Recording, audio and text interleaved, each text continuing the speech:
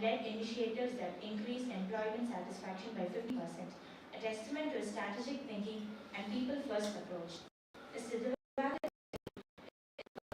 is from Loyola Institution of Business Administration, holding an executive diploma in HR management and also an MBA in HR marketing. He is extensively certified in areas such as people analytics, strategic HR leadership, talent acquisition, learning and development, and HR digital, making him a true specialist in his field. Beyond his professional excellence, Sir is a state-level basketball player, a trekker, a traveler, and avid follower of cricket and football. With his leadership, analytical acumen, and genuine passion for the people development, Mr. Divakar D stands an inspiring HR leader and role model. Ladies and gentlemen, please join me in giving a warm welcome to our Chief Guest.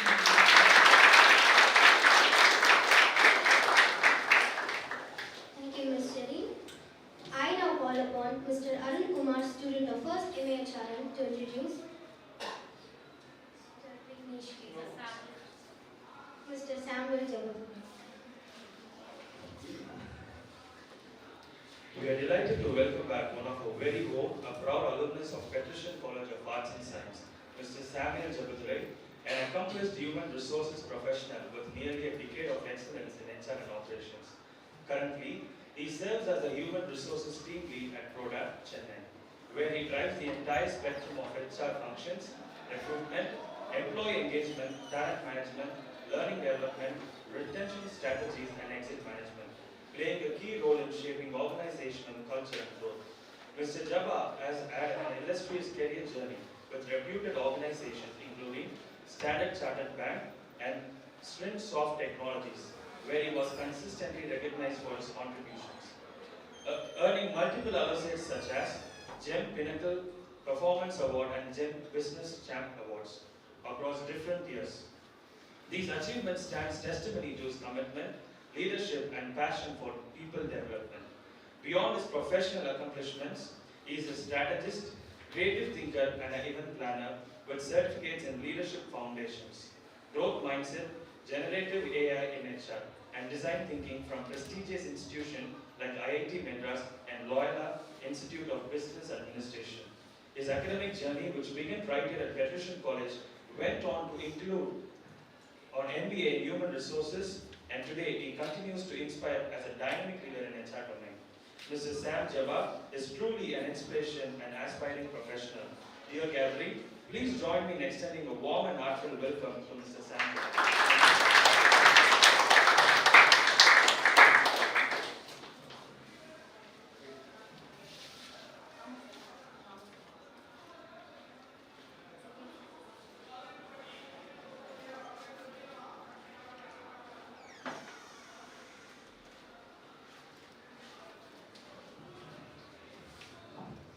Now I request Answer, Assistant Professor of Economic Management, to give us some words upon the event and also about our dignitaries. So good morning to everyone gathered over here. I'm sure that all of you heard a lot of good things about Vignesh sir, about Divakar sir, and about Sam sir. What request, please? Don't call us sir. They have to let them group level, they're just putting it forward and saying, please don't call us sir, please don't make us feel like guests. So basically all these three people studied here in the very classrooms that you studied, they have also studied. Okay, and the reason why we have called them here today is to show you that you can become.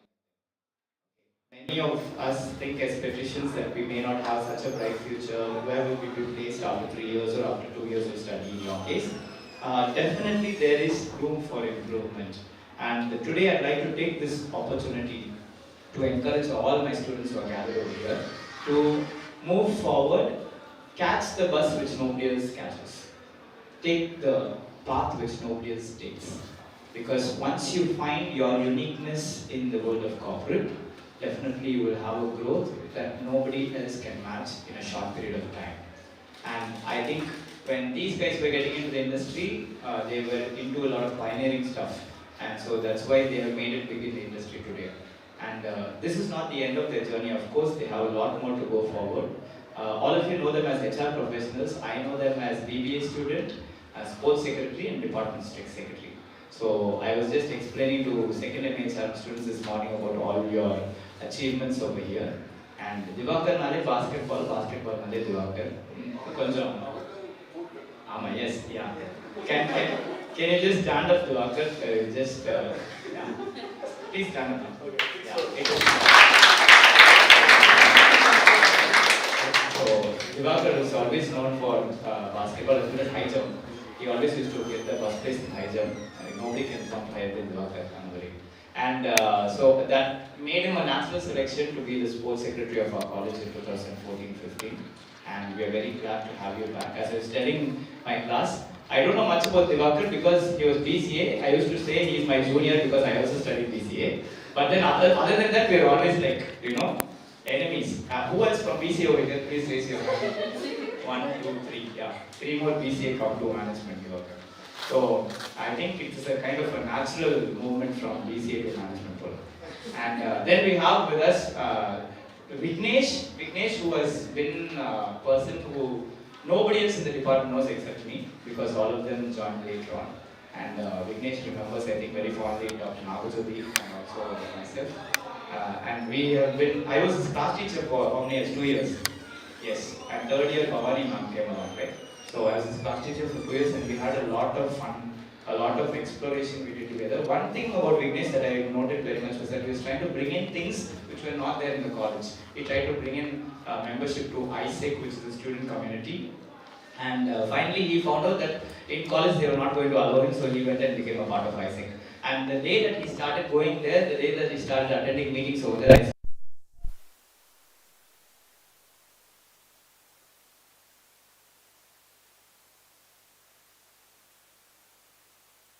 how we can develop the department, how we can develop BPA, how we can develop the students. He was always focused on development.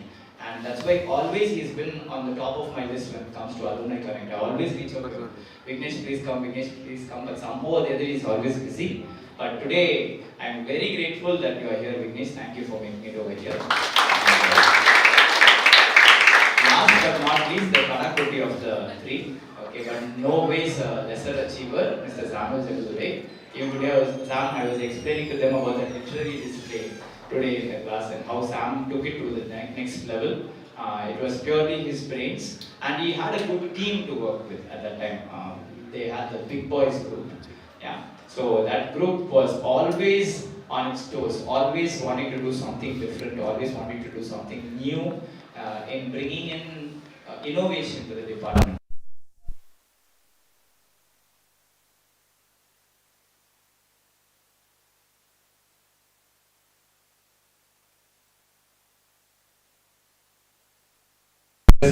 With the presentation as well. And that's why Sam is always on our list when it comes to Alumni Connect. Whenever we have an alumni program, we call Sam. Why? Because he's also readily available. And right from when he was a student here till now, he always keeps giving input. And I know I'm using the word always a lot, but that's how it is. He always keeps giving input. He doesn't mind, even if it's 10:30 in the night, government talk, we call him and we talk to him, Sam, what can we do for the department? He's always ready to give an input. So why don't you do that? Why don't you do that? Sam also has a very unique connection to Sasi ma'am because Sam and Sasi ma'am have been the joint judges for the last, I think, 5 years now. Yeah, 5 editions of our intercollegiate cultural exchanges. Sam is the only judge for the competition. Every year we call only Sam. Because he only knows all the rules and everything, and he conducts it very smoothly. And that is the uniqueness of Sam. You give any event to Sam and he's able to make a very smooth event, a very congenial place for everybody. Yes, it's a competition, product innovation. Basically, connections, what you guys play at a normal level, they play it at a higher level, which gives also branding for our college. That particular competition has been a branding for our college when it comes to intercollegiate events, and many people come to our college for that particular event itself. We have a lot of entries usually during that event. And I'm very glad to have all three of you all here. Once more, I'm telling all of you students who are sitting over here in the seats, please understand that your future is not full stop after Patrician College. It's only a comma, because that comma is going to help you to project into the industry as much as possible so that one day you can also come here and sit down like this. I would like to see each and every one of you coming here and sitting down as an alumni resource person, so that we can conduct more alumni connect, and you will give more relevant details, more relevant insights for the students of that particular time. Once more, I thank all three of you. Thanks Asikala ma'am for conceiving this particular HR week, and thank you so much for giving me this opportunity.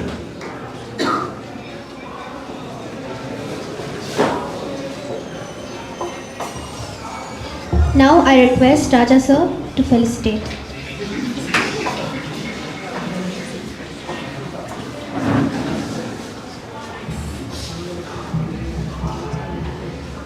So good afternoon, students. How are you? Okay. So maybe students, that includes our today's dignitaries also. Good afternoon, students. Okay. So thank you. So the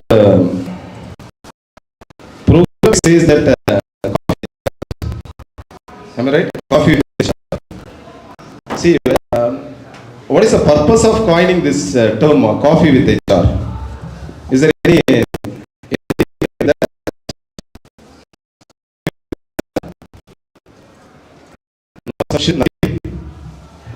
See, normally, actually we have seen a television show, Coffee with DD, right? How many of you have seen that television show, Coffee with DD? Everyone, including me. Okay, fine. So, we compare our life with the coffee making or serving the coffee. Definitely we can learn few things with the coffee also. Normally I used to say this, wherever you are, be there. Wherever you are, be there. That is the meaning. Whenever you are having coffee or tea, you should stick on with that coffee or tea. Then only it may be tasty. Am I right? See, coffee with HR in the sense, they are giving a lot of inputs. They are showing their knowledge. They are showing their wisdom. More than that, they are showing their experience. That matters. Am I right? Normally, our HR students, you may expect what more? Industrial exposures.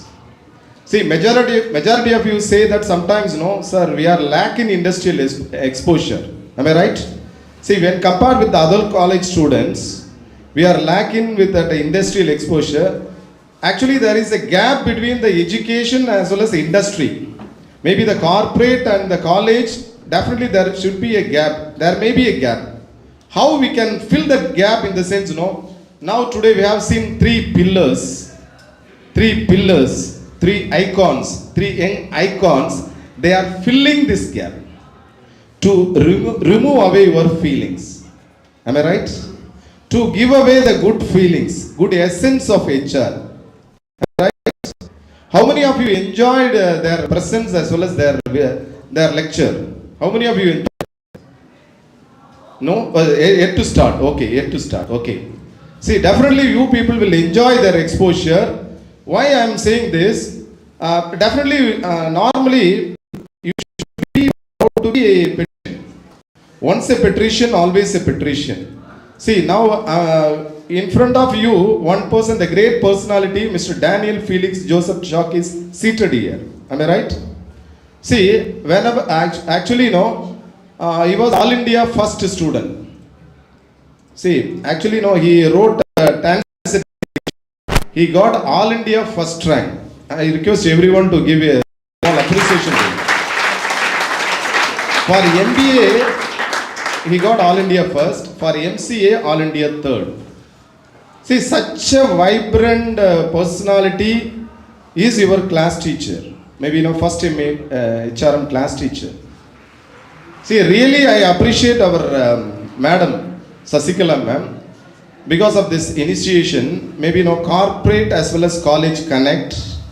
Definitely there may be a gap. To fill the gap, because every time whenever you are approaching me also, you will be telling that, sir, we need some industrial exposure. That's why maybe from yesterday also you have seen our few alumni students also. They are working with a very high package also. See, by seeing is believing. Normally the Bible says seeing is believing. Right? St. Thomas, he was telling, seeing is believing. In front of you, the personality is seated actually from BBA as well as from BCA. Once they were like you, a student, they have shown their abilities and capabilities. Now they are in the limelight. Definitely this session is useful. Another word, important thing I want to say, because they are all our children only. Even though they are all grown up, even though they are all in very big field and domain, still I believe that they are our children. See, with the connect only they came here. See, please be loyal to our department. Please be loyal to our college. See, what all the efforts taken by the department is uncomparable. See, I think I may out of the box also excuse HOD as well as HOD madam, please excuse me. Coordinator Mr. Daniel also please excuse me, because they are all our family members only. That's why in front of them I am saying this. See, actually I have seen the growth of Sam Jeba. I should add Mr. Sam Jeba is my son, like my son. That's why I am saying that Sam. See, I have visualized, we were visualizing his growth also. See, this growth lies with obedience. See, if you are obedient with your family, definitely you may be blessed. If you are obedient with the department, definitely you people will grow. See, the problem is everywhere. See, problem is everywhere. Problem with me, with someone, but you should have that adjustment and patience. See, today, three icons I have mentioned as three icons are here. Mr. Vignesh, Regional HR Business Partner, Mr. Divakar, HR Manager, then Mr. Samuel Jabadurai, also HR Professional. See, so these icons, seeing is believing. See, my dear young friends, our first MA HRM batch students, 99% of students are working as HR. நல்லா புரிஞ்சுங்க. கை தட்டலாம், ஒன்றும் தப்பே கிடையாது, கை தட்டுங்க. See, still few people are having in your mind that am I able to get a job or not? To remove that bad feeling, to remove that negativity, we are organizing such a programs. புரியுதாமா? இந்த program எதுக்கு நம்ம organise பண்ணியிருக்கிறோம் அப்படின்னு சொன்னா remove the negativity தான். First batch la 99.9% they are all working as HRs. The first thing that you should dream that I am a hero for my life. Yes, I can. That's what Barack Obama said. Yes, I can. Yes, I will win.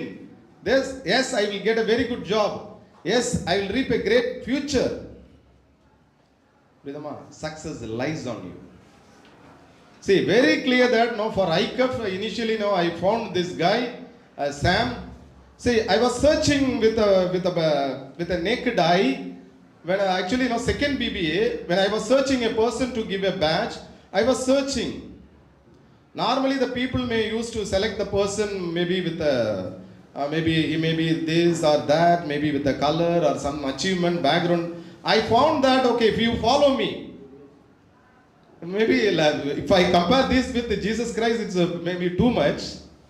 That time also Pucci also there, maybe actually those crowd maybe what I said follow me. He didn't know why I called that gentleman Sam. See, from then now till now he's doing wonders. I am proud to say that later part only our Danny sir also caught that fellow Sam Jeba. First I only caught that Sam Jeba. I am proud to say this. See, maybe when I talk about Mr. Divakar, see, they will be sharing their knowledge.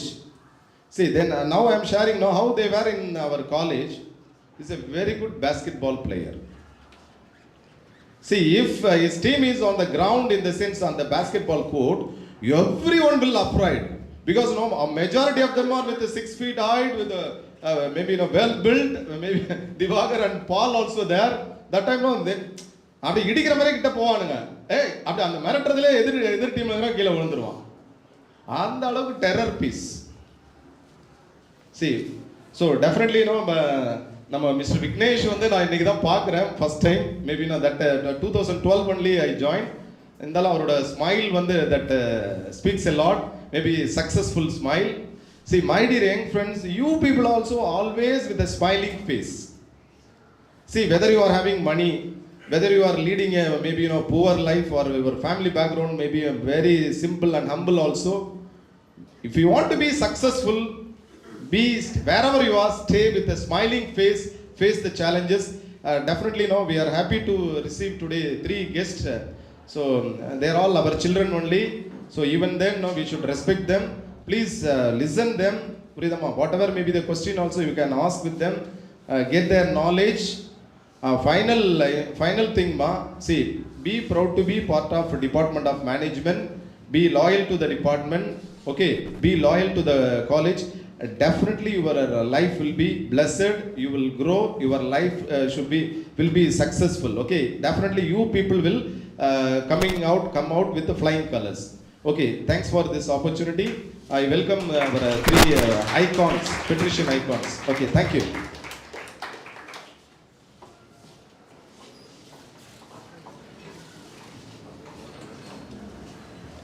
Thank you, sir, for your encouraging words. Now, I request our Raja sir, Assistant Professor, to honor our chief guest, Mr. Samuel Jebadurai, with a memento.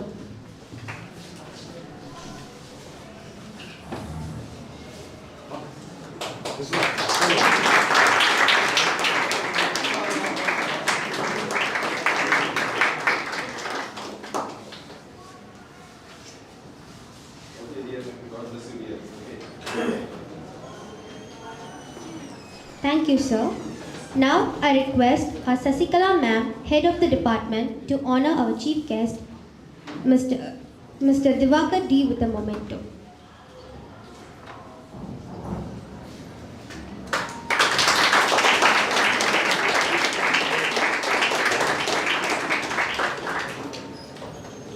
Thank you, ma'am. Now, I request our John Brito sir, Assistant Professor, to honor our chief guest, Mr. Vignesh K, with a memento.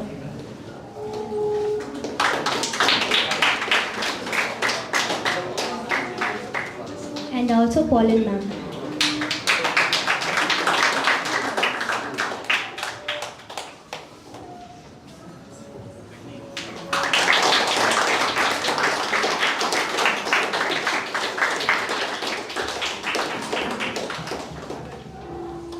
Thank you, ma'am.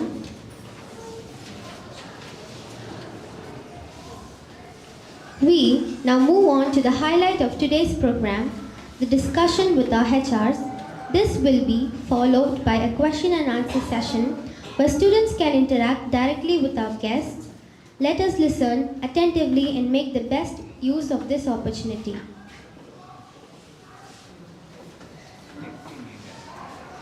Thanks.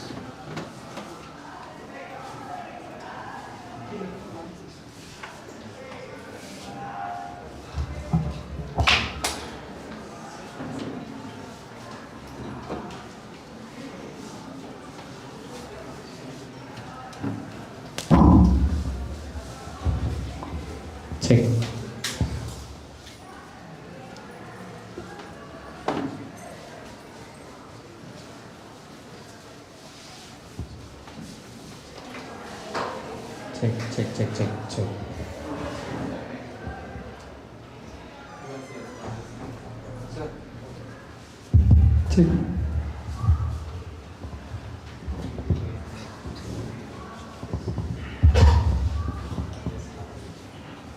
So good afternoon everyone. We are very glad to have already, as we said, Mr. Divakar, Mr. Vignesh and Mr. Sam with us. Today we are going to have a short panel discussion on in 2 rounds. Okay, so the first will be on skilling for tomorrow, and this basically is going to encompass the concept of AI with HR, and we are going to ask one by one for them to share their views, and then we'll have a short discussion.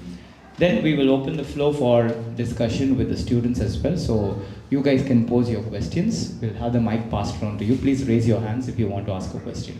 Okay, so we'll start first with Mr. Vignesh on how this particular topic of skilling for tomorrow is relevant not only to today's younger generation, but also in the industry as well. Thank you. Good to see you all today. While Danny sir gave a brief introduction about me, I thought I'll just add on few things which I can correlate with the topic as well. Okay. When I joined here, before I joined, I did my science group. 12th, I took a science group, and then I somehow decided that I want to do HR. I came here, I didn't bring my parents, I came all alone. I went for the application room, I took the application. They said somebody has to come, a guardian has to come for me to join the college. So I joined second semester. It was during the second semester that I couldn't attend any of the semester exams. I had a personal emergency at home and I could not attend any of the exams. Third semester, we have this wonderful system where the arrear papers will be in the second half of the day. Is it still the same or things have changed? Still the same, okay. University still didn't change, I believe. So, morning I had an exam and then evening I'll have the second exam. You guys have this wonderful person here, Danny. I don't know, I really want to share this because it's a life-changing thing for me. So, he used to sit with me during the lunch break after my first exam. He used to still sit with me, take me through the entire book while I'll be getting a fried rice and I'll be munching on it. He'll be there to assist me in terms of taking me through all the topics. And I'll listen to him and then I'll go and write the exam. I've cleared all the exams only because of him in the third semester. This is just one story and I'm sure there'll be a lot more stories he would have touched upon in his life. And thank you, I really want to thank you for that. I haven't spoken about this anywhere, so I thought today I will touch upon that as well. So one thing during my introduction, Mr. Danny was pointing out that, I spoke about an organization called ISEC, right? What is your college timing? I wanted to be more interactive. What is your college timing? 8 to 12:15. Okay. We had around 7 to 1, right? If I'm not wrong at the point of time. 7:30 or something. Our college timing was 8:30 to 1:30. 1:30, correct. So what I did was, while he rightly said, not everybody gets opportunity. Anybody play football here? Does anybody play football? Oh, super, great. There's a latest statistics which has come in. I'm not sure if you guys have noticed it. During the entire play time, what is the play time? Can somebody get the mic? 8 and break time. The play time, football play. How long do you have? So that is optional, only those 30 to 45 minutes. That's early morning. Okay, 45 minutes is, no, I'm not talking about the actual football game. What is the time? How long they will play? 90 minutes. Football player than Football player, the street play lot of. Okay. Fun, very good. Very good. Super. Do you know Ronaldo is there, who is one of the prominent player, okay? In a match of 90 minutes, how long a player will hold the ball? A player will hold control of the ball. Do you have any idea about it? Or it's open to everyone? Yeah, anybody who plays football. In a game of 90 minutes, while there will be X number of players, how long a single player will hold the ball in control?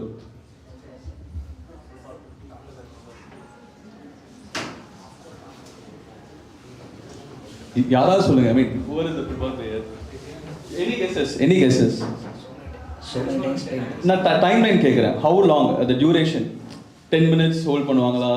Hello, 90 minutes of football playing time, sir. One plays so many times playing a football. Approximately எவ்வளவு minutes கையில இருக்கும் அவங்க கிட்ட, அவங்க கால்ல பால் இருக்கும்? 1 minute, few seconds. Super, great, thank you. So the actual statistics says 2 minutes. Okay, and in the game of 90 minutes, a top player can hold the ball in control only for 2 minutes. But imagine the amount of time that person would have trained for the 2 minutes of game. That's something which is more critical, right? That's the essence that you guys have to take. Even if the opportunity, it's an opportunity that the person gets. To get to the 2 minutes opportunity, he has to train every day for 4 or 5 hours, right? So make use of the opportunity when it comes. That's the essence that I want to point out. What I did was similar in line, not to the greater extent. 1 o'clock the college got over, I didn't know what to do after that. So I was exploring in terms of how can I improve myself, how I can develop myself. Then I bumped into an organization called ISEC. I don't know whether they still operate, but there might be other organizations which might still exist. And you guys might have to spend some time to explore what are the options which are there. Now I made use of it.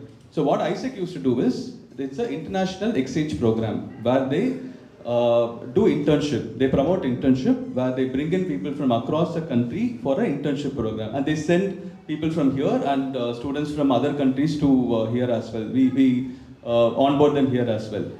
It was a wonderful experience for me, and I actually learned a lot through that exposure. And after which I started working as well in part-time. Right? I don't come from a very big background, financially background family. Then I thought, okay, why not waste my time? I started working as part-time. Similarly, you guys have a lot of time in your hand. 12:30 your college is getting over. What are you doing after 12:30? That's something that you might have to think about, right? Talking about today's topic, right? An opportunity, right? How do you create opportunities today? How do you think you can project yourself better in the market? Anybody? Mike? You can raise your hand, I could be passed. Through a LinkedIn profile. Very good. Okay. And through our social media, like we can publish any videos which is related to our course, and attending conferences, and mostly paper presentations, publishing, sort of. Very good. You rightly spoke about LinkedIn. How many of you spent enough time? Today we are the technology of AI. A lot of organizations, they don't do the recruitment job anymore. All they do is the AI takes over, and when we given a certain keywords, like say I'm looking at somebody for a recruitment role, right? Talent acquisition is the keyword. What else is the keyword? I want to hear from others. Say if I have to hire somebody for a recruitment role, a junior recruitment role, right? What are the keywords that I might probably use? As a recruiter, what are the keywords that I might probably use? Recruitment specialist, okay. A payroll, not so relevant, okay. Communication skills. Communication skills, okay. Talent acquisition, very good. Leadership, okay. Anything else? Okay, technical skills. What else? Internship, I may not use that keyword, okay. Okay, there are a couple of options that you guys gave, right? So understand that one point that the AI will pick based on the inputs that the recruiter gives, right? I given certain keywords, I will probably say that I want somebody who is into IT recruitment, right? So I might give certain amount of keywords. Those keywords has to be there in your CV. That's very, very critical. Or in your LinkedIn profile as what has to be mentioned as about your profile, whatever that you capture, those details has to be there. That's something that you might have to start working on, right? I'm talking only from a placement standpoint, but in terms of AI in today's life, most of you, did anybody hear this say, most of you would have heard this famous thing that, AI is going to take over your jobs. All of you have heard it? I have a different viewpoint towards it. People with AI is going to take over your jobs. As long as you're not adapting towards AI, then that role is going to be with somebody who has adapted the AI into their work life. So with that, I will stop my this thing. I'll leave it for others to also share in their thought. Thank you so much, Vignesh, on bringing this thought of not just AI going to take over jobs, but people with the knowledge of AI is going to take over jobs. So I like now ask Divakar to share his views on how AI will be a key skill in jobs for tomorrow, in adapting to roles for tomorrow. Thank you very much, sir. So hi guys. So we're talking about AI, right? So how many of you have used ChatGPT or whatever AI tools? Okay, everybody. For what? Honestly, what is the ratio why you use it for social media and for your research or studies? That's the highest you use. Okay. Good. Right now, what is important to them is to submit the assignment and get the mark. So basically, they will want to get the mark somehow or the other without putting the brain work in. AI is there, no? Artificial brain. Okay. So yeah, till college it will work. Once you move to a professional environment, it may not work. Why? Because prompting. So I'll get into the insights since Mr. Vignesh has covered the initial part. I'll get into the insights of how do you use AI and know how you're supposed to use AI. So now, say Danny sir is asking you to do some assignments. Sir. Tell me something which you generally. Importance of work-life balance. Okay. Straightly enter ChatGPT. Go to ChatGPT. Danny sir has asked importance of work-life balance. ChatGPT. Importance of work-life balance. Enter. So it will give you prompts. You will copy paste it. But in terms of work, right? Let's say you have joined XY company and they have asked you to prepare an offer letter, right? You cannot just go to ChatGPT, type I need an offer letter, enter. It will give you a lot of offer letters.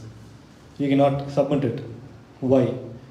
First thing, you need basic understanding on why are you going to use it and how are you going to use it. Let's say if it's going to be an offer letter, you need to understand what kind of company you're working for, what are the policies, right? And then once you get an output, you need to figure out what is required for your job and what the AI has given you.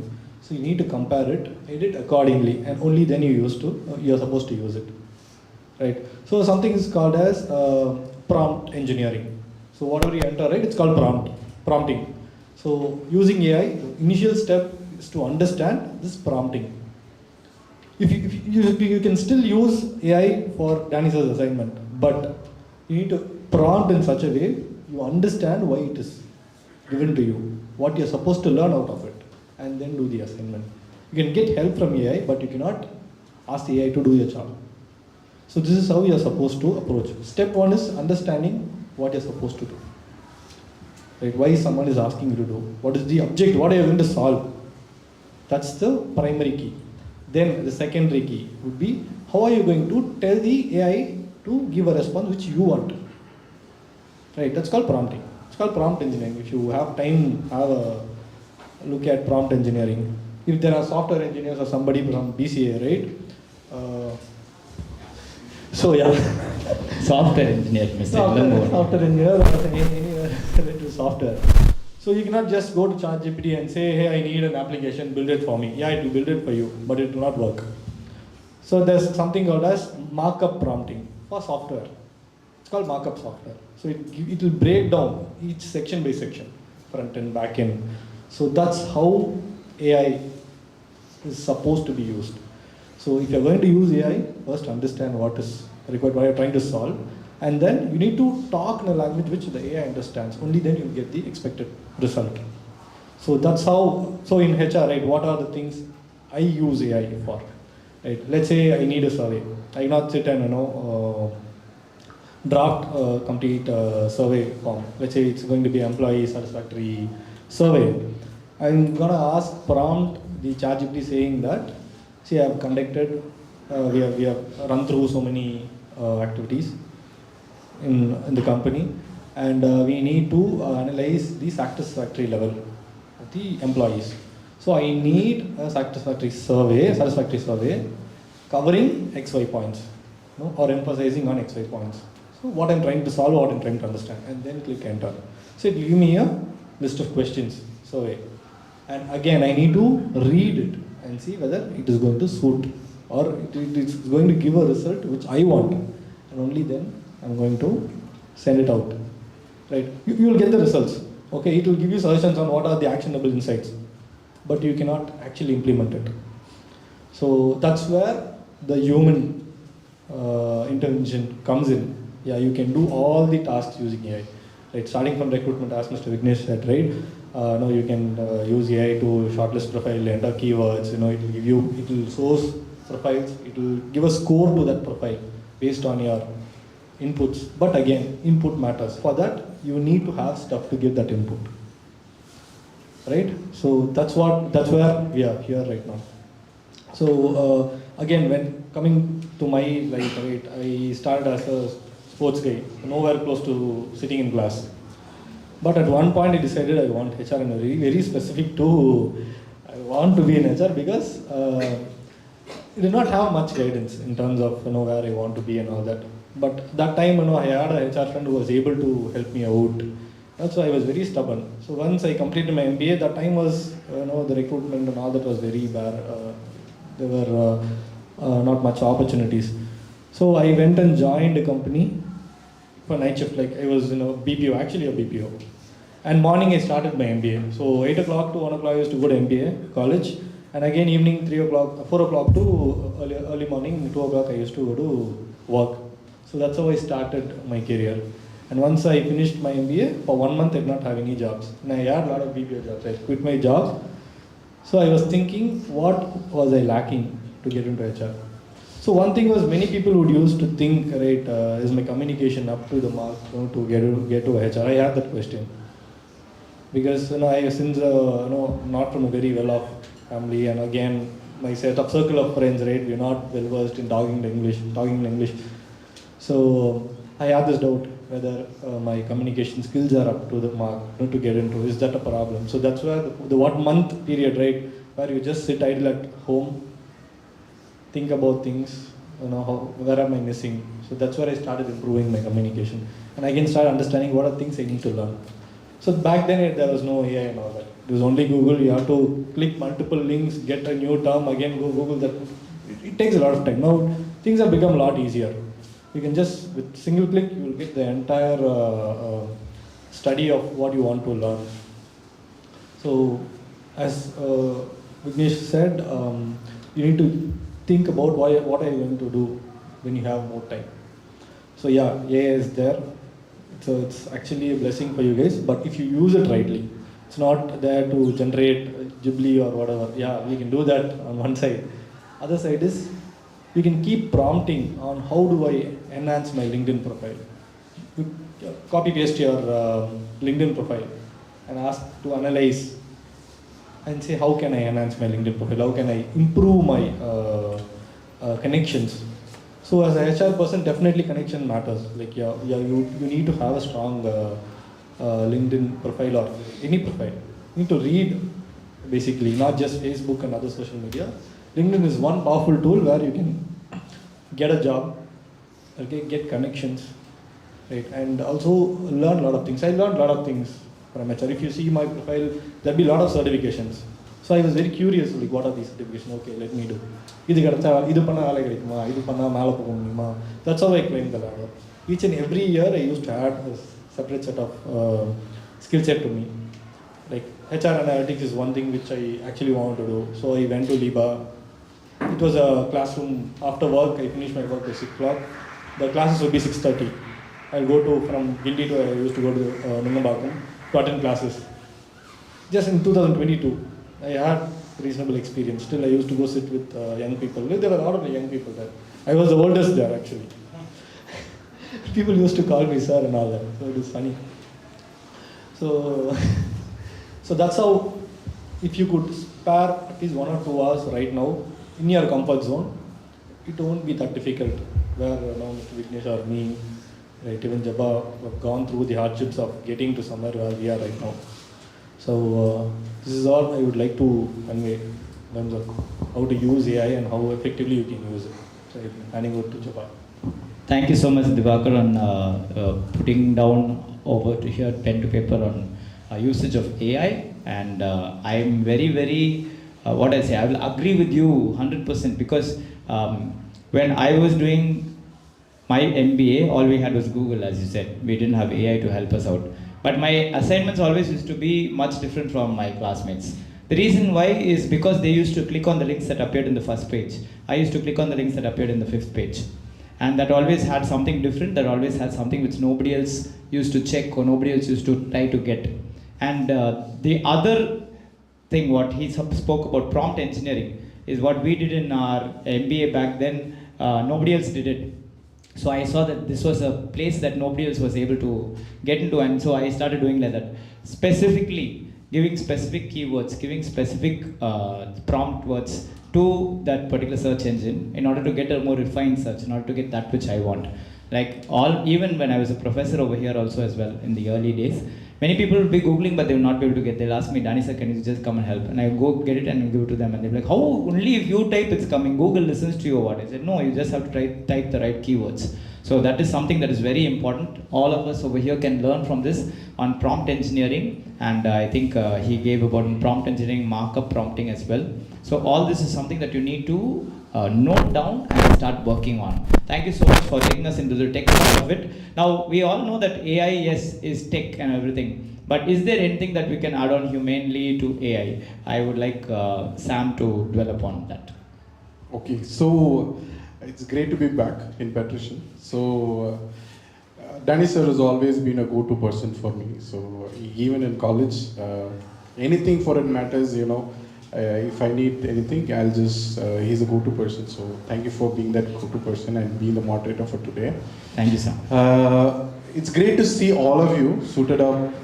You know, I feel a little shy because I didn't bring my suit today, but you're looking great today. So that's one compliment that I wanted to make. Second thing I wanted to appreciate is on the notes taking. So the few people have taken notes today. It's good to see people take notes. I love seeing people taking notes. The reason being is someday when you need it, you can just refer back to it. That's one thing, because 10 years back, right, there was an alumni connect which was happening, and Sweta, our alumni, who was there that time as senior executive in CSS Corp, she was the alumni resource person, and she was there, and she was delivering it. 10 years later, I'm sitting here and talking to you guys. That's what Patrician can make a difference in you guys also. So we are leaving that opportunity to you guys so that you will be one day fill our seats. So getting into the topic, before that I just wanted to do some data analysis. How many of you want to start your career in HR? Raise your hands. Okay, hands nicely, down. guys. Raise your hands nicely. Not that I want to go bathroom. Raise your hands nicely. Down. And how many of you want to start your own business, or you wanted to start your, continue? Okay, great. Hands down. Joy, are you raising your hand or not? Yeah. Okay. Anybody want to become a teacher or a professor? Okay. Obviously, nobody. No, I told them not to become a teacher. Okay, great. So. Great to see all of you, and I'm so glad to be here. Getting into the topic, before getting into the topic, I just want to know if anybody can tell me what is the difference between knowledge and wisdom. Knowledge and wisdom. Please raise your hand. This should be part of Danis's second semester syllabus. No? It's not right. Knowledge is his. That is out of the syllabus.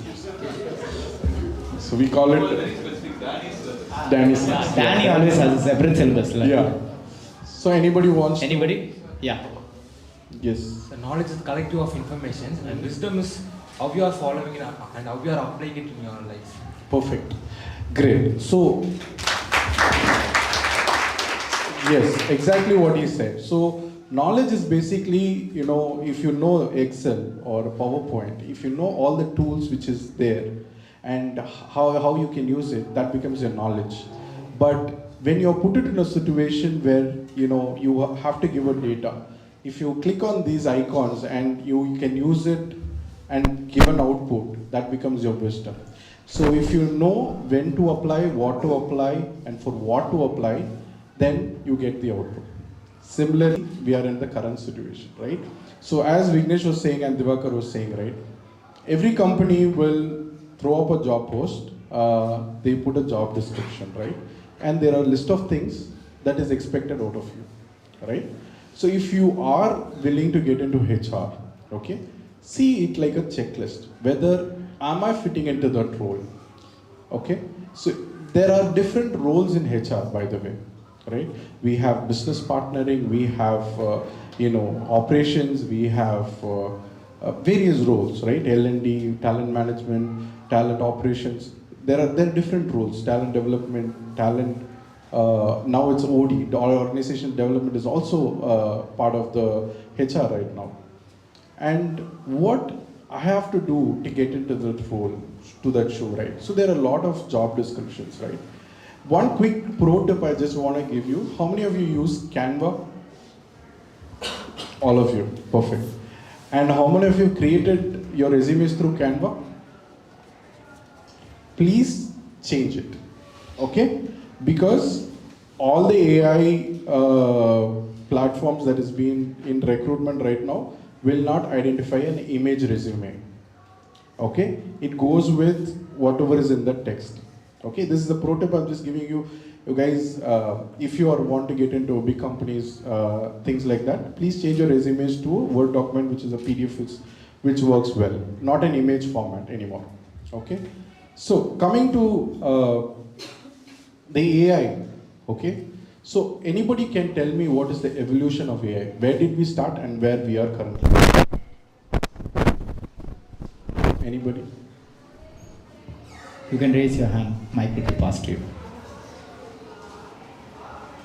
Okay, let me break down for you. Okay, we started with something called machine learning, right?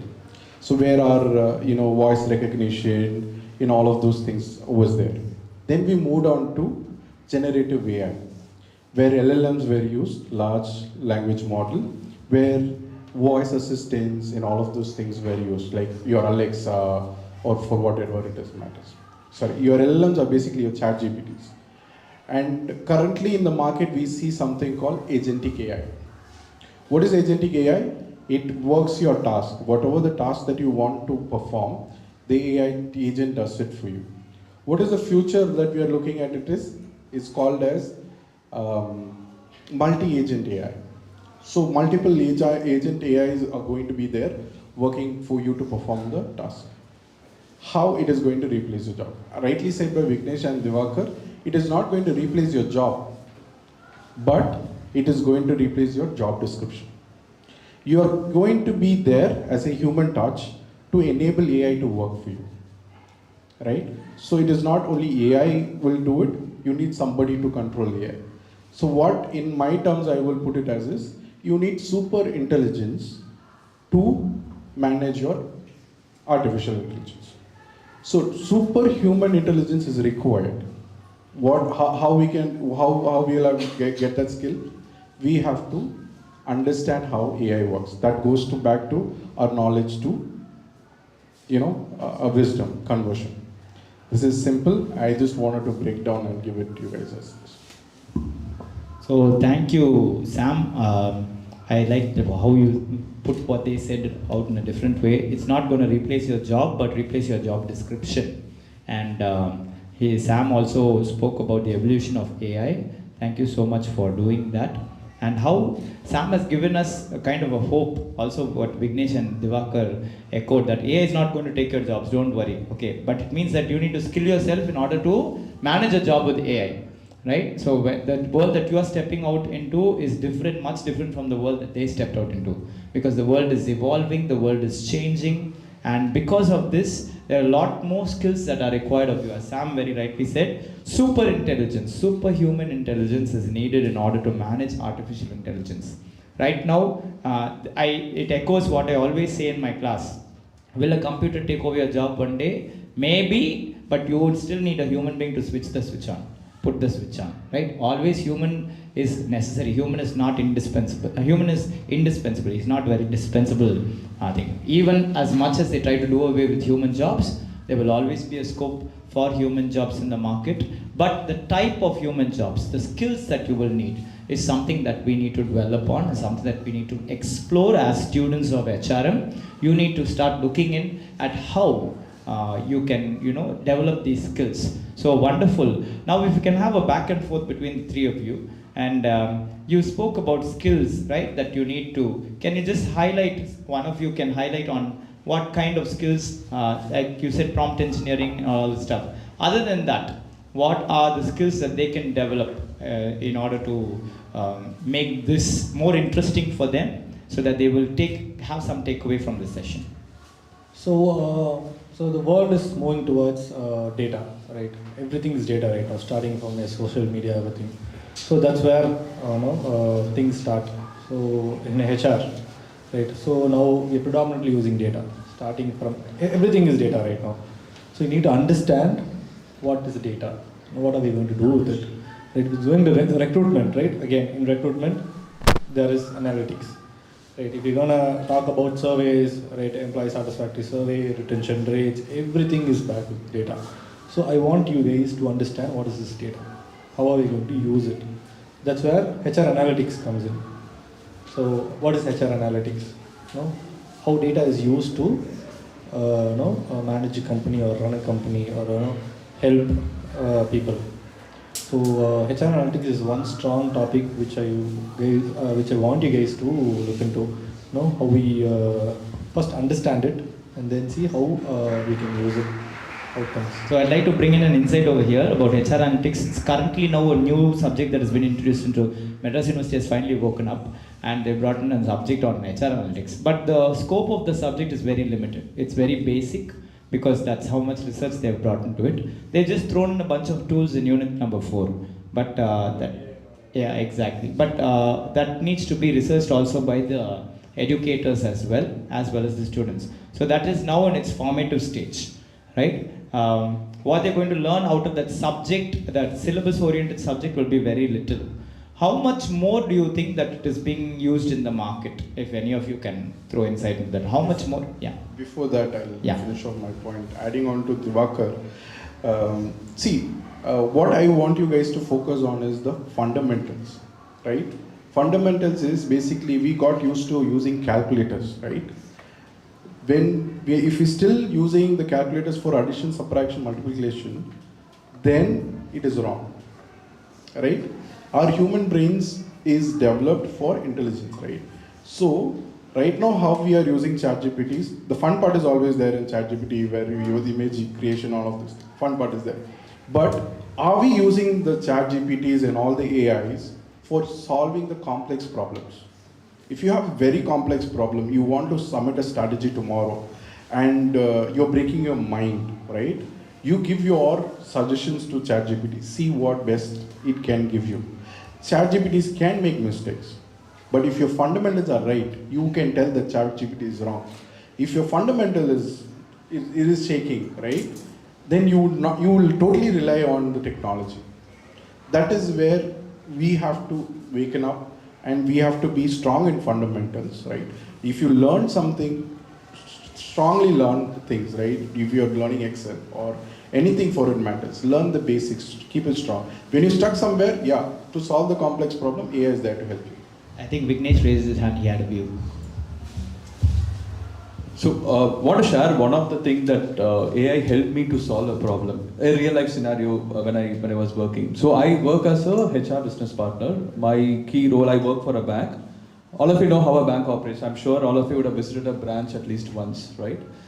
I had a major problem where the attrition was pretty high.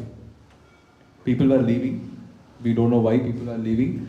There are XYZ numbers. People say that nowadays everybody is more aspirational. Everybody wants a career growth within a year, within 6 months, within 2 years. Now we were trying to figure out which are the people whom we might probably lose out in the near future. Say I manage close to 1,500 employees in today's scenario. If I have to do a study with 1,500 employees or I have to connect with 1,500 employees to understand what is the problem, it's not going to help me in any way. The time that I'm going to take to talk to everybody, that's going to be humongous, right?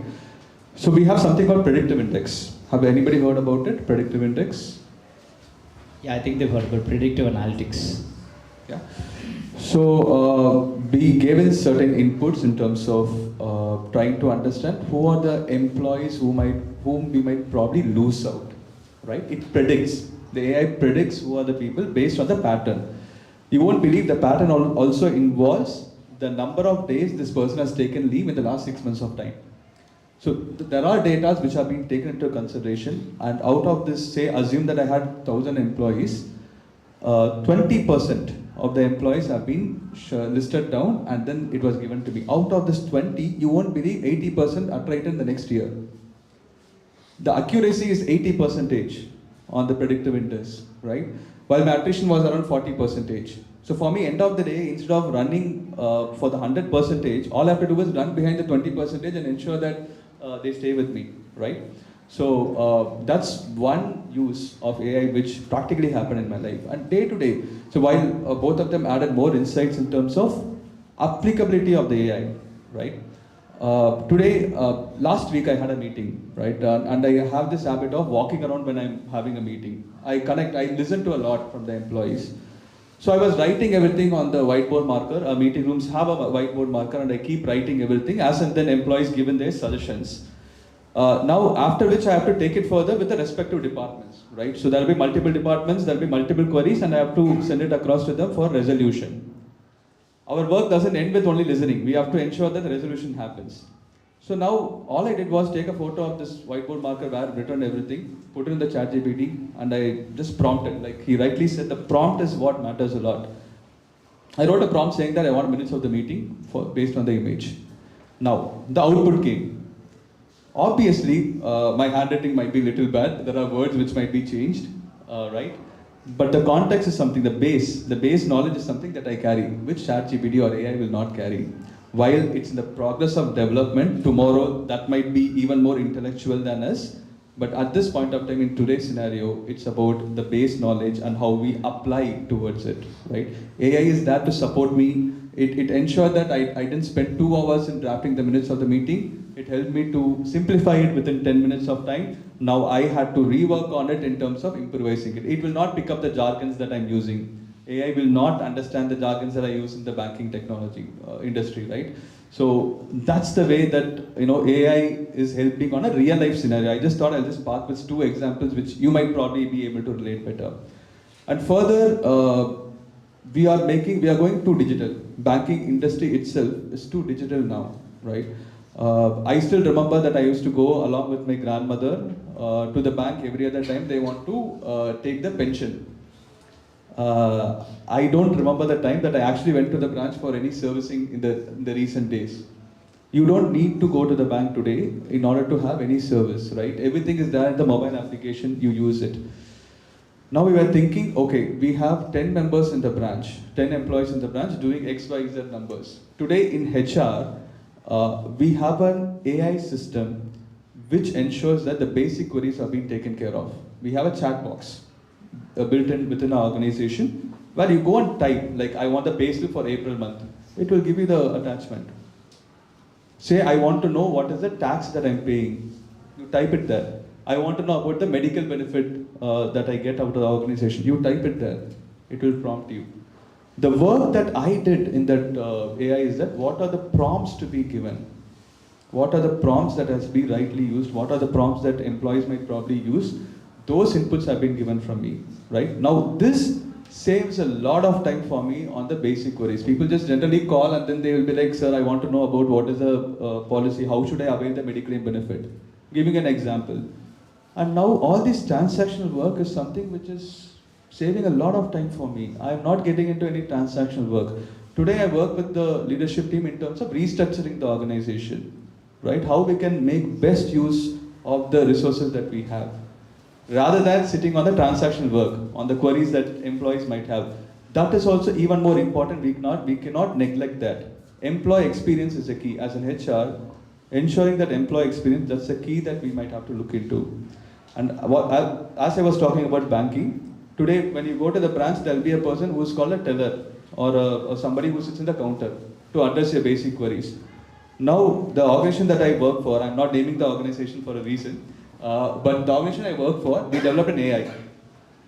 Somebody goes there and then spells the name, it will have an interactive session with you. It is voice enabled, it has an interactive session with you, right? So that's the way that we are growing at this point of time. And one simple request to all of you, whichever the organization you, I was talking about opportunity when I spoke about football, right? Right after DBA, I had 2 offers in my hand. One with HDFC Bank, which was a contractual job. So those days, I never used to take freshers on the on-roll, on the direct payrolls. They were paying me 8,000 per month. And there'll be a TDS of 10%. 800 will go there as a TDS. And I had another offer with a consultancy for 25,000 with the yearly bonus. I have an incremental, even today I think consultants will have incentives. Like you do a number of profiles and then you get certain incentive on the shortlist and onboarding that you help with their clients. I chose HDFC. I chose HDFC Bank only because I thought it will give me a good experience. And today I'm here because I chose that. If I have been behind that opportunity which I had for 25,000, I don't know. I may not be here today, but probably since the opportunity that I took at that point of time, HDFC, and I ensured that my presence was felt in the organization. Within a year, the skip level manager, he took me on board and he said, Vignesh, you spent 1 year with us. While I want to extend your contract, I feel that you should go and do your post-graduation. The scope for you is more, so do your post-graduation. And he ensured that I applied for MS. I didn't know what MSW was until that time. He ensured that I applied for MSW. I studied my MSW in MCC, and then I'm here today. So ensure that when you get the right opportunity, make better use of it. That's more critical. Money is not the entire factor when you enter the organization. The entry point is something which is very, very critical for all of you. Right? With that, I would probably summarize. Okay, so we'll wind up this first round, and we'll say that how all three of them have said on what is AI, how its relevance is in the industry today, how it is going to impact jobs, and how it is helping HR professionals in doing their jobs. We'll wind it up with this particular tagline. I would say that AI is not going to take your job, but AI is going to redefine it. Okay, so the way that you look at jobs, the way that you look at opportunities in the industry is going to be impacted by AI, but to what extent and how it's going to be done is something that is left to be seen, but we need to keep catching up with the times. We just can't say it's left to be seen and leave it there. We need to catch up with the times. And since you guys are going to be passing out in the next year or the year after that, we don't know what kind of developments lie ahead, even though we can predict. As human beings, we can only predict so much. But what may happen at that particular point in time, political situations, economic conditions, all that together will bring in a mass change. And then we'll be having another confluence like this, another conclave like this with a totally different topic. Right? So thank you to all three of you. If at this point in time, we'll just open up for 5 minutes. If anybody has any questions regarding what was spoken over here, please do open up and ask. Otherwise, we'll move to the next round. The floor is thrown open to you.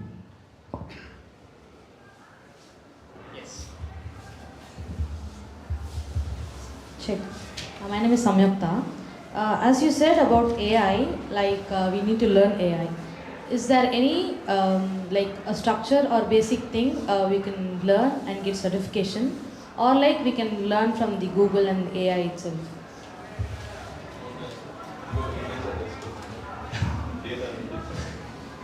So you don't need to learn AI. So it's an AI engineer's job. I want you guys to understand how AI works. Applications of AI, as Jabba said, applications of AI. How do you use it effectively? So we're talking about prompt engineering, right? We can actually ask the ChatGPT or whatever generative AI to give you the prompts as well. Let's say you need an offer letter, right? So you can actually prompt it to give you prompts. So I would like to suggest a small activity, Danny sir. So you guys can, let's say Danny sir gives you something, probably an assignment, right? You write prompts on your own, keep it aside. And you ask any generative AI to generate prompts for this particular problem statement. You compare it. As and when you keep doing it, you will understand how AI works and how you can do the prompt engineering properly. See, like I was quoting the support that Danny sir gave during my third semester, right? Back in the days, we are not supposed to bring mobile phones into the campus. I don't know when that thing changed. Post-COVID. Okay. Everything changed post-COVID. Hadn't I had ChatGPT at that point of time? So today, what we are supposed to do, when I used to study, what I used to do is, every topic under there will be subtopics. That is what typically, when whoever is evaluating, they will look into. I go through the subtopics, and then I can write stories inside that. Obviously, I know what is the context it is. But to go through the entire textbook, it took a lot of time for us, right? And that's what Danny sir was there to help me with that during those times. But today you have a technology which is right in your hand. If you have to know about, say, what is marketing, just type it there and then ask it to summarize. It's going to give you the gist of everything. And with that, you can elaborate and then proceed further. So this is on your practical experience that you can go. Similar way, you can apply it in a lot of ways when you are working in an organization, right? For example, we go through a lot of legal cases as well, right? And we need to take some citations on the legal cases. There'll be cases which would have happened before on the similar lines. And those days, we have to go speak to multiple people to understand if there was any case. I used to sit with the legal team, try to understand if there was any other case which has happened before, what was the outcome of it, and how should we approach about it. Like we have a legal team, HR will also have a legal team, the companies will have a legal team, but however, you have to have a brief understanding in terms of where the case is heading towards. Now today, I just have to use a ChatGPT with the right prompt. I know that these are the cases which have happened before. Everything is summarized and given to me in a platter, right? Things have changed a lot. That's the opportunity that you guys are getting. So it is about how we utilize it. I just want to summarize with it. You have even the basic ChatGPT or whatever the application that you have. How effective that you are able to make use of it in your day-to-day life. So adding to both of them, basically like you can't learn AI because AI is in all the fields. Right now they are focusing on implementing AI in education industry, hotel industry. All the industries are, whatever works for them. So you cannot study AI as one book or something like that. But what I would suggest is, are you understanding the trends, what is happening across AI? If you understand that big picture, you will get to know in detail. Right now, what is happening in the industry, right? And what are the trends which is happening? So we started somewhere in machine learning. Now we are in agentic AI. And in future, there's something else is going to come in, right? But until we know what is agentic AI, we will not be able to handle it. So coping up with the industry and the change, evolving to the change that is happening, we will evolve, right? 5 years back, we were not cared about AI and all of those things. But right now, everything is AI, right? So we use it. Day-to-day basis, we use Alexa. We use Google Siri or iPhone Siri and other things also, right? So we evolve to it and we adapt to it. But what is the thing that you need to understand is how do we apply for our problems? How do we find solutions for our complex problems? Is that I want to add. Great. So what three of them have summarized is that there is no particular course to learn AI, but learning about the trends that are going in AI and how it can be applied, how you can make the best of it is what is necessary. Do we have time for one more question or can we move to the next round? Yeah, one more question. Hi sir. So can you give us some examples of AI tools that is being used in day-to-day HR activities? This you guys have to tell us. Tell us what are the AI tools that you guys use. Then we will tell you what is there. Then we can't give our company secrets to all of you, right? Then we'll be in soup. So you tell us what are the tools that you guys use. You didn't expect this twist, right? Nakubi for an internship. So for the invites, just like Sal said, I have given a key terms to find out the resumes of the candidate. So that one tool I have used. Okay. Other tools? What are the tools available in market? There are lots. ATS platforms, yes. Okay.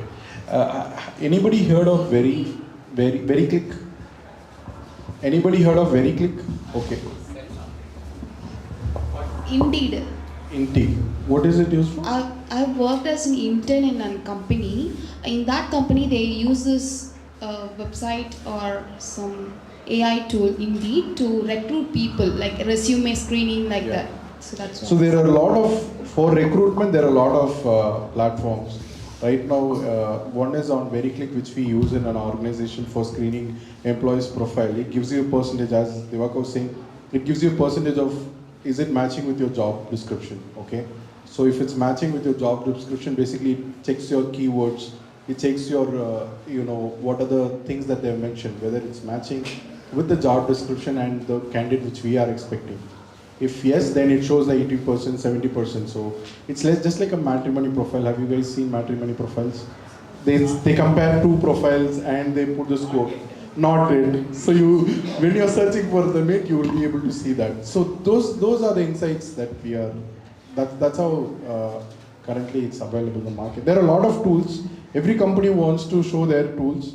So there are a number of tools in the market.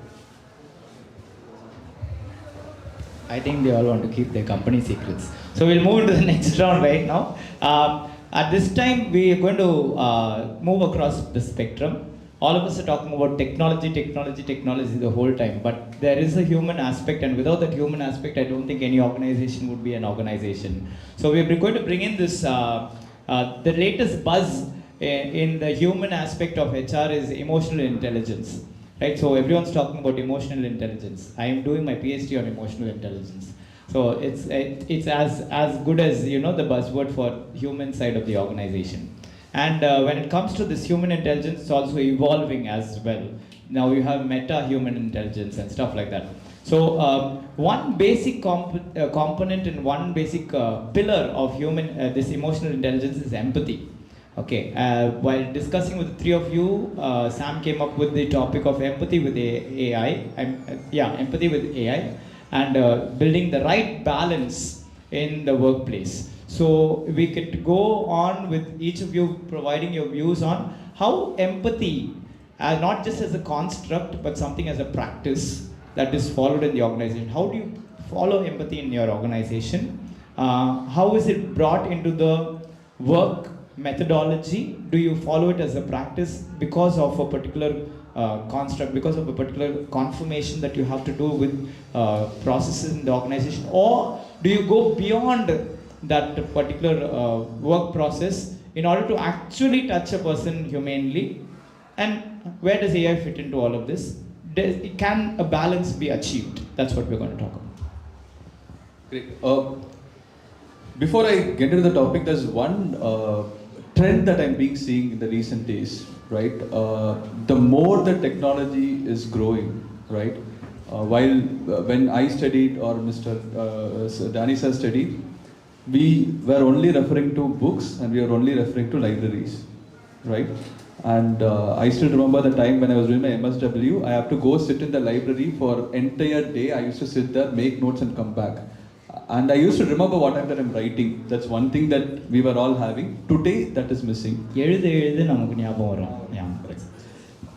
we are missing that. Second thing, we are growing exponentially impatient because everything we get instantaneously. I was having a chat with my grandmother a year back, and she's now 78 years old. And I was just casually asking her how she used to, take care of things those days, because there was no telephone or anything, there was no technology back in the days. To get a money order, her parents used to be in Tanjore, and she was settled in Chennai. So to get a money order, it takes 7 days. You have to write a letter, a postcard, and then that reaches that person, and then it takes 7 days for the money to come back, provided that person already has the money in hand. Now today we get it done in 5 seconds to send the money, right? Any information that you want to grab today, that takes a fraction of a second for you to get it, and it's all in your fingertips today. So this is making people more impatient. This is just my perspective that I'm sharing with all of you. And we, in our organization, we have tied up with an organization, a vendor, who takes care of the employee counseling, the emotional well-being of it, right? We have a connect a session which we have organized, and we have kept it with a specialist on that. As and then every month that it goes, whether I promote about that facility or not, the numbers are growing exponentially high. And remember, these all have to deal with emotions. Everything has to do with emotions. And somewhere down the line, we felt that as and then we grow, banking is a service as well as a sales-driven organization. All of you might probably get into a sales-driven organization or a product-driven organization, or it's a service-related organization. Predominantly, these three options are there. Anything that involves sales, it is always on the numbers. The pressure point will always be there in terms of achieving the numbers. Everybody will get a target, they have to work on that. That's something which is given. Everybody is running behind the numbers. But end of the day, somewhere down the line, the empathy part is getting missed. There is a point. So, an instance that happened, while AI can help resolve the queries, AI can help resolve employee queries and grievances. Last week, I was there on a branch. I was just walking around the branch, interacting with a couple of them. I saw one of the employees walking across me. He just crossed and went. By the look of it, I found that he was not okay. Something was bothering him, and that comes only through the human touch. The AI cannot do it in today's scenario. right? I called him up. I immediately called him up. I said, why don't you come? Let's have a chat. And then I sat with him and had a conversation. I realized that he was going through something. And this he could not open up until I observed it, and then I have to ask him about it. That's where the empathy comes and to a greater play in our life. While AI is there, AI is helping us to do a lot of things, but this helps a lot. We have something called, we have tied up with an external agency which has a product called Amber. It's a product where every product, that AI product, is customizable as per the organization. That's why we are not even talking about most of the products here, because everything is customizable, and we also buy products and then we develop on it, right? As customize it, probably, if I have to put it across. This Amber is basically where, as I told you, I manage 1,500 employees. It's impossible for me to with all of them in a year. While when you become HRs, when you become generalist or HR BP, your predominant role will be is to have a touch point with everybody at least once in a year, right? It can be in any form. It can be a focus group discussion, or it can be addressing them one-to-one, so on and so forth. Now we felt this is taking a lot of time, and a lot of them may not open up. As an HR, there will be a perception that, whatever that is being spoken to you, whether they can trust you or not, because you meet them once in a while. You don't interact with them on a day-to-day basis, right? While the manager is the person who is managing them on a regular basis. They are the one who they are dealing with on a regular basis. Why would they trust you? Why would an employee trust an HR and have a conversation about their work-related problems? Can somebody answer?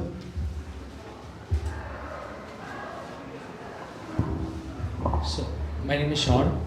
Because they might feel like intimidated to to pose the question, or they might feel that the work is in danger. Thank you. Anybody else? Anybody wants to share any other views? I'll reiterate the question. The question is, why does the employee not want to talk to their immediate boss or their manager about it, but rather choose to talk about their problems to HR, whom they don't see every day? Maybe they'll have to interact with them every day. They might feel judged if they ask questions like that. So they might talk to someone they don't know, so they don't have to see them every day. Got it. Thank you. See, it works both ways around. It's a double-edged sword. Some of them might feel comfortable with you. Some of them may not feel comfortable with you, right? This is where the problem statement that we had. We had a problem where I met, say, 10 people. 5 of them or 6 of them are opening up with me. The rest of them are not opening up with me. And my time with them is something which is not giving me a much of productivity. So what we felt was, we subscribed to this thing where, a platform where it will have a touch point with, it's a chat-based touch point, where the minute an employee who gets onboarded, 15 days, 30th day, 45th day, and every 6 months that they complete, we programmed it, we customized it. A set of questions, we framed that questions, a set of 10 questions or 20 questions goes to them. And they have an option to just rate it, or if they want to give any remarks, they can type in the remarks, whatever that they want to do, right? And we promoted it saying that it's completely confidential. None of the managers still have access to it, only HRs have access to it. So we promoted in such a way that this is something which is confidential, and you can share whatever that you feel. Now today, I don't have to talk to the 1,500 employees on a regular basis, but the information comes to me. Whatever that the inputs that they give, it is all in the data format, and I have it handy.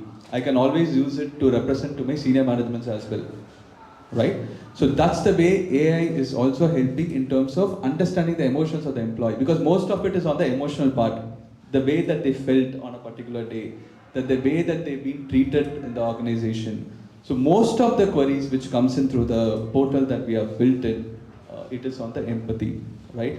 AI also supports us in terms of ensuring that the empathy also is being taken care of, highlighting those points where the employee is feeling low, the employee is feeling that they need a support system to be done. And one of the employee a month back or so, when I spoke to him, I met him a week back, and then the next week he has written a lot of inputs in the platform. Then I called him up immediately and I asked him that, when I met him, you never spoke about all of this. I just met you. Then he was like, sir, I don't know how to open up and talk to you. I don't know whether, I was not feeling comfortable to open up and talk to you, but I felt better when I wrote it. So there are employees who will be that way, and how we touch upon their lives is very, very critical as an HR.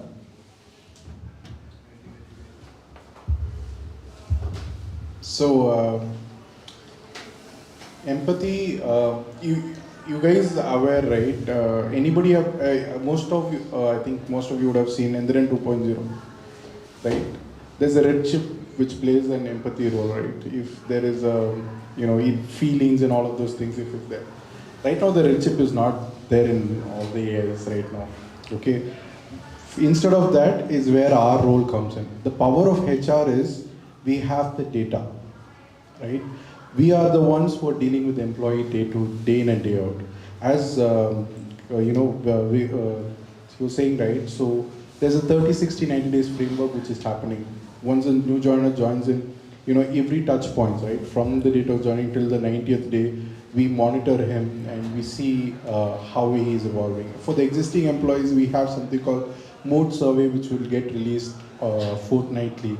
To understand how he is feeling. Is he feeling demotivated because of his manager or his peers, or who is influencing him to feel that way, right? Whether he's happy, sad, or it is just a survey which has been rolled out by the bot application, and we get the data, right? What do we do with the data? Data will still remain the data when you're not taking action against it. It will be just data. But when we take it up for the leadership, saying as in this is what the inputs from the management. Example, there's a problem in the team, right? If a team lead has around 6 to 7 people reporting to him, the team lead's behavior is totally unacceptable. The entire team members are against, the moods would be the same, right? So obviously we will have to take action against it. Otherwise, we will lose the 7 resources, potential resources, or high performer resources, right? Which will cost the organization. So we have the power to make the decision and use the data as a power to showcase and to retain the talent. So retention becomes easy for us. Right now, any company, I think attrition is rating high, but these are the touch points that we have power to retain the talent. That's one. Second thing is, we have to be empathetic. Right now what's happening is, AI cannot understand. Whatever is there in your resume is only AI can understand and give you a job role, right? But example, if this was happened few years back, okay? There was a project and there was a person required for the project for a technology, basically a web methods technology. He's a fresher to it, but we made him to support that. And few years later, web methods had an opening, okay? And this guy applied for it, but he did not get through. Reason being, he didn't mention that he knows web methods in the resume, right? Internal job posting, since he would have updated his resume when he joined, after that his resume would be, he wouldn't have touched his resume or changed it. Because of that, he lost an opportunity in IJP job posting, which is internal job posting. Being the HR, I can go advocate for him, saying as in he knows the skill, right? That touch point is missing right now with AI and all of those things, right? We know our employees better. So what, we are all rolling back to the same one top question. HR, so human touch point is required for enabling the AI to work properly, right? So that's the fundamental, right? So a lot of empathy, see, HR is known for employee engagement, employee experience and all of those things, right? These cannot be fulfilled by AI itself. We need, the entire organization need HR to do that, right? That's where your power comes in. When you get into a role, be an empathetic HR. Don't go with whatever your ChatGPT says or whatever the reports. Just because you wanted to finish your work just like that, don't rely on ChatGPT alone. Use your potential, as we were saying, right? So you take the framework. It gives you better presentation, or it gives you better table. Put your informations to it and it can give you wonders, right? So basically your foundation should be stronger, and you can use it, use your creativity, take the format, and you will be able to do wonders. I like Divakar to touch upon on flip side. Divakar, both of them have been portraying HRs as, Mahans, right? And there's always a flip side to a coin, yeah? So, I know many of my students have gone out and they've been cursing HR to the core. So, how do you deal with such emotions? How can you be empathetic in such a case? And